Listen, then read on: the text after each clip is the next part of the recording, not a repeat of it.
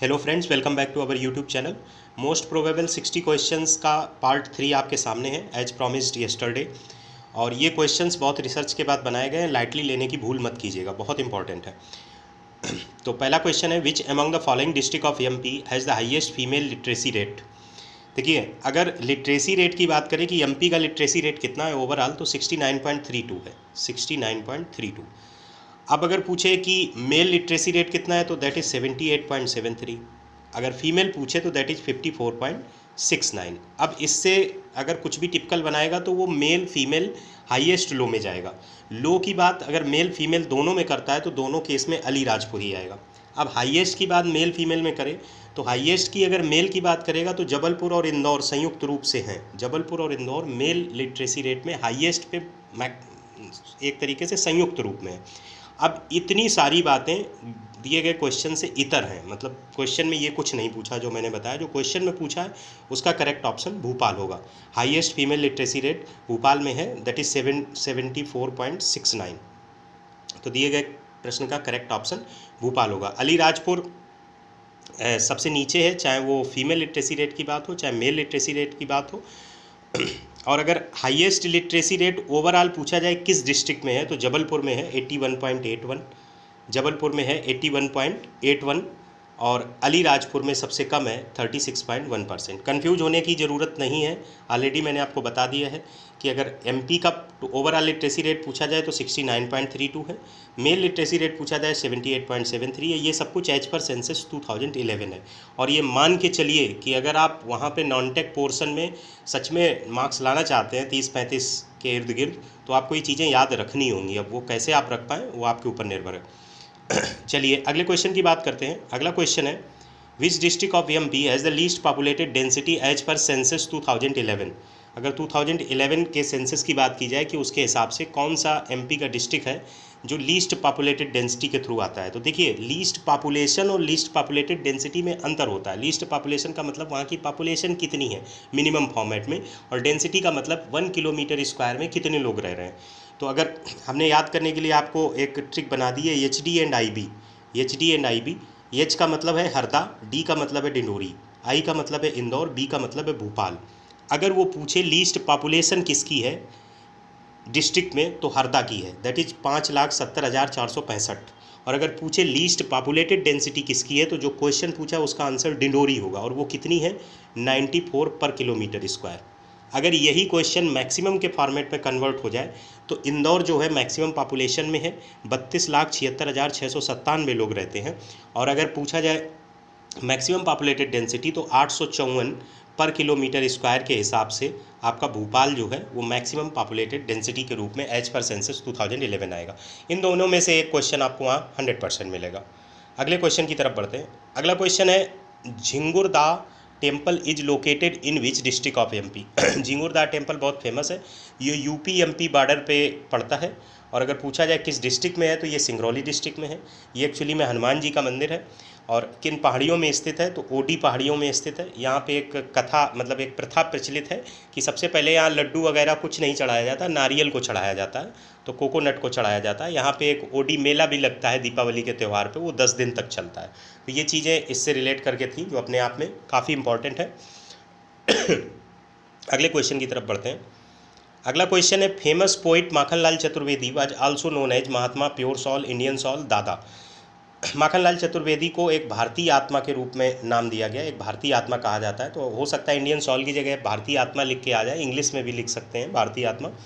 तो इसका correct option C होगा। अच्छा, और क्या क्या पूछा जा सकता है, माखनलाल चतुर्वेदी किस डिस्ट्रिक्ट में जन्म हुआ था उनका, या किस डिस्ट्रिक्ट से बिलोंग करते हैं। तो होशंगाबाद के बाबई स्थान पर इनका जन्म हुआ था 4 अप्रैल 1889 को। मृत्यु हुई थी भोपाल में 30 जनवरी 1968 को। ये चीज़ें ज़्यादा इंपॉर्टेंट है as comparison to this one. तो पूछा ये भी जा सकता है, लेकिन बाबई होशंगाबाद में जन्म हुआ था, भोपाल में मृत्यु हुई थी। 1889 से 1968 तक का इनका काल रहा था। तो इसका करेक्ट ऑप्शन यहाँ सी होगा, बाकी ये इन्फॉर्मेशन इंपॉर्टेंट है। इसके बाद अगला क्वेश्चन है, Vidisha district of MP is irrigated by which of the following canal. ये भी अपने आप में इंपॉर्टेंट है। विदिशा डिस्ट्रिक्ट जो एमपी की है उसको किस कैनाल के थ्रू सींचा जाता है, उसके वहाँ के लैंड को सिंचाई पहुँचती है। तो ऑप्शन है तंदुला, वेनगंगा, हलाली और तावा। तो हलाली कैनाल जो है वो विदिशा डिस्ट्रिक्ट को इरीगेट करती है। तावा कैनाल होशंगाबाद को इरिगेट करती है, तावा कैनाल होशंगाबाद को इरिगेट करती है, जबकि वेनगंगा जो है वो बालाघाट और सियोनी डिस्ट्रिक्ट को इरिगेट करती है। ये इंपॉर्टेंट है वेनगंगा। विदिशा भी इंपॉर्टेंट है। वेनगंगा बहुत बार पूछा गया है, एमपीपीएससी प्री में भी पूछा गया है। बालाघाट और सियोनी 2 जिलों को इरिगेट करने वाली कैनाल है वेनगंगा। और तांदुला मध्य प्रदेश में नहीं है, छत्तीसगढ़ की कैनाल है, तो इसकी बात यहाँ करना उतना इंपॉर्टेंट नहीं लगता है। चलिए 36वें नंबर क्वेश्चन की बात करें। Suhagpur coal field is located in Shahdol district of MP in the basin of, किस रिवर के बेसिन में है? सोन, नर्मदा, तापी, महानदी, तो सोन नदी की बेसिन में है। हमने यहाँ पे देखिए उन चीज़ों को ज़्यादा शामिल किया है जिन चीज़ों को आप अवॉइड कर रहे हैं, क्योंकि कठिन क्वेश्चन बनाने की इससे ज़्यादा बड़ी कला नहीं हो सकती है। टेक्निकली पूछा ये जाएगा which is the biggest coal field in the Madhya Pradesh, Sohagpur, और तमाम तरीके के ऑप्शन दे दिए जाएंगे, या Sohagpur coal field is located in which district of MP, question ये आएगा। लेकिन ये मैंने इसलिए क्रिएट कर दिया कि वो अगर इसी को लेके कुछ कठिन बना सकते हैं तो इससे ज़्यादा कठिन नहीं बनाएंगे। तो Sohagpur coal field biggest coal field है और ये शहडोल डिस्ट्रिक्ट में पड़ती है, और ये किस बेसिन में है? तो सोन नदी के बेसिन में। तो करेक्ट ऑप्शन ये पार्ट होगा। अगले प्रश्न की तरफ बढ़ते हैं।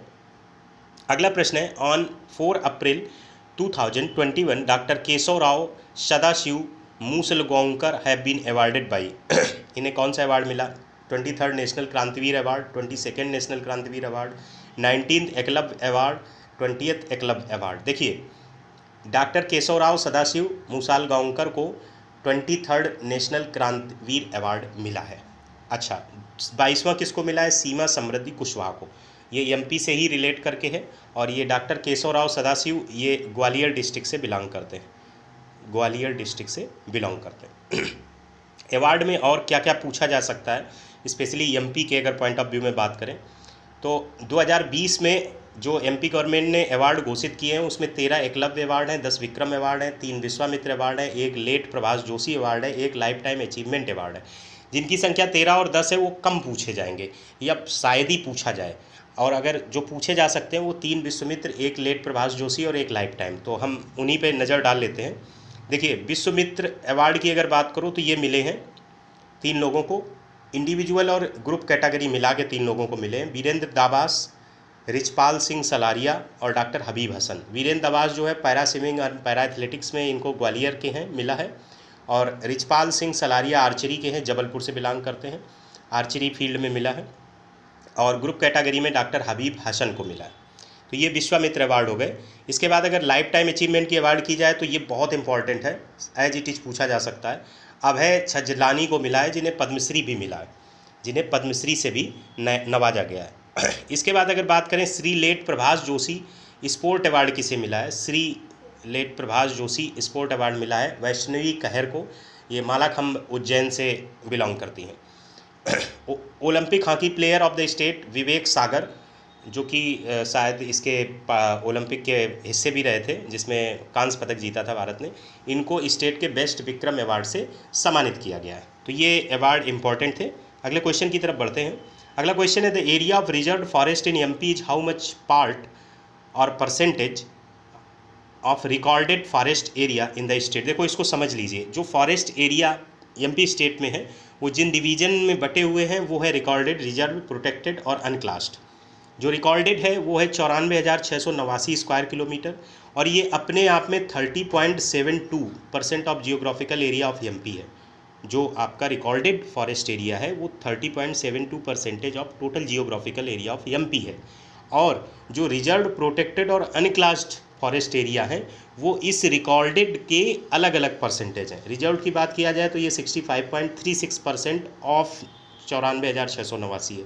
32.84 प्रोटेक्टेड फॉरेस्ट एरिया है किसका? 94,689 का, और 1.80% अनक्लास्ड फॉरेस्ट एरिया है किसका? 94,689 का। तो पूछे गए प्रश्न का सही आंसर उसने पूछा है कि रिजर्व कितना है, तो रिजर्व 65.36% है किसका?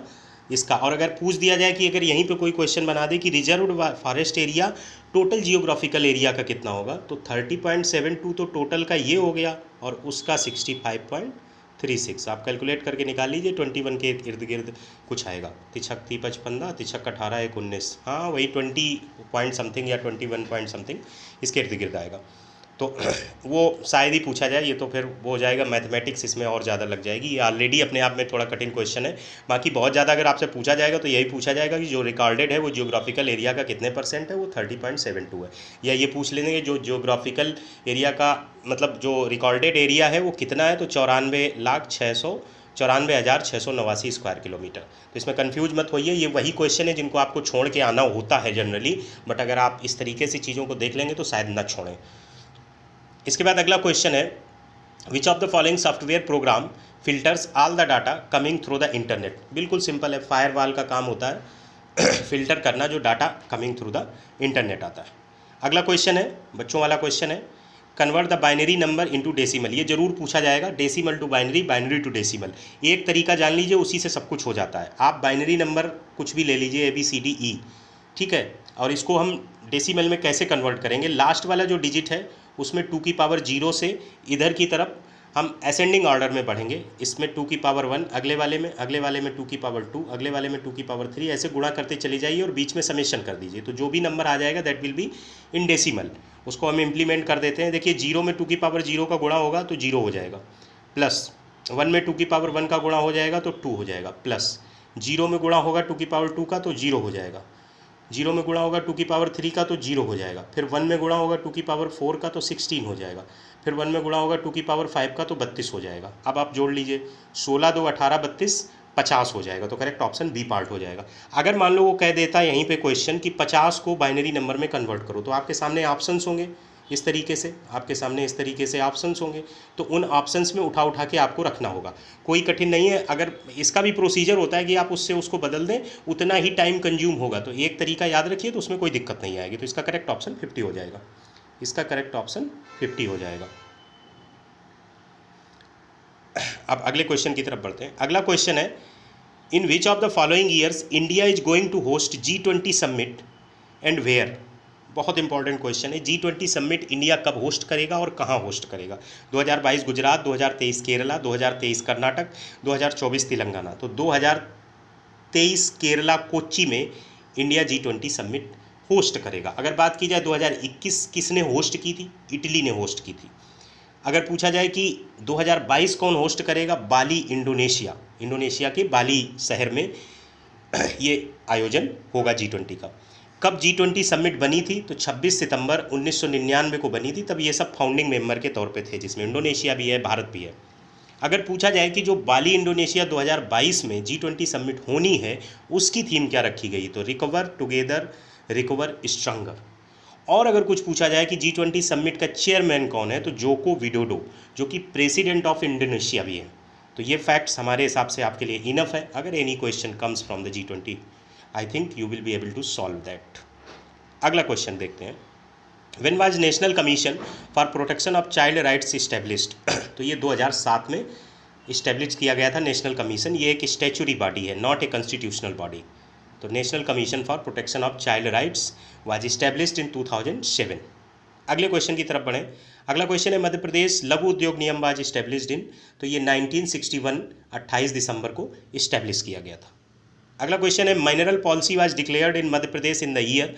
1995 में मिनरल पॉलिसी को डिक्लेयर किया गया था मध्य प्रदेश में। ये बहुत इंपॉर्टेंट है, 1995 में मिनरल पॉलिसी। इसके बाद लास्ट क्वेश्चन है, the commonwealth games are organized first time in 1922, 1925, 1927, 1930। तो 1930 हैमिल्टन में पहली बार कॉमनवेल्थ गेम्स का आयोजन किया गया था। अब अगर वो कुछ आपसे पूछ सकता है इंपॉर्टेंट, तो वो ये चीज़ें ज़रूर पूछ सकता है जो मुझे लगता है काफ़ी इंपॉर्टेंट है। 22 कॉमनवेल्थ गेम्स कहाँ होंगे, बर्मिंघम इंग्लैंड 2022 के होंगे। ये क्वेश्चन UPPCS में स्टेटमेंट में आया था और ये दोनों स्टेटमेंट एक तरीके से सही थे। 22 और 23 की उन्होंने ईयर के साथ साथ लोकेशन दी थी। 2026 विक्टोरिया ऑस्ट्रेलिया में होगा, 2022 बर्मिंघम इंग्लैंड में होगा, वो 22वां है, ये 23वां है। और अगर कुछ समर ओलंपिक वगैरह को ध्यान में रख के अगर कुछ पूछा जा सकता है, तो वो मुझे यही लगता है कि वो ये पूछ सकते हैं 33वां समर ओलंपिक 2024 कहाँ होगा, पेरिस फ्रांस में।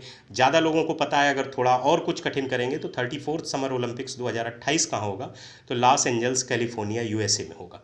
तो ये क्वेश्चन हमने आपके सामने रखे। ये क्वेश्चंस बहुत इंपॉर्टेंट हैं, एज इट इज़ नहीं आएंगे, लेकिन कम से कम इन चीज़ों से रिलेट करके आपको वहाँ सहूलियत होगी क्वेश्चन सॉल्व करने में। मिलते हैं लास्ट पार्ट में 45 के बाद 46 से लेकर 60 तक के क्वेश्चन में नेक्स्ट वीडियो में। तब तक के लिए नमस्कार। मेहनत करते रहिए, पॉजिटिव रहिए।